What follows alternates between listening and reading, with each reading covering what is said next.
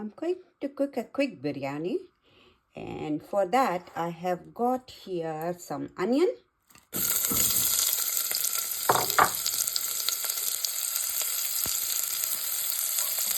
in the onion I am going to put ginger, garlic, some clove and black peppercorn, and yeah, asafoetida. So that all goes in.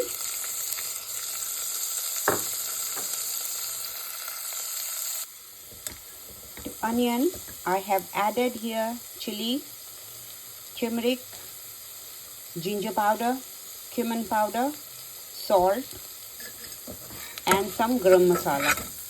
As soon as this is fried, we are going to add yogurt to it. The spices are done.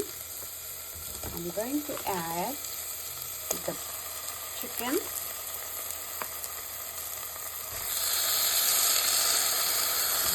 And let's fry with the spices.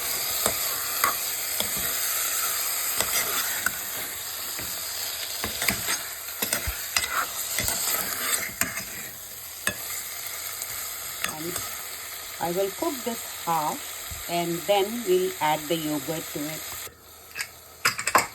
And it is nicely done. Then all the spices are coated with the chicken. So now I'm going to add 3 tablespoons of yogurt, which I have mixed it nicely, and no water at this stage. So I'm going to mix and then again cover it for 5 minutes to roast it. Got cooked rice here. Now I'm going to layer this on the top of the rice. You can, after the final layer, if you want, you can add dried fried onion. Normally when you go in the restaurant, that's how they serve. But at home, if you don't want, just serve it with the normal onion and tomato salad. So let me add all this.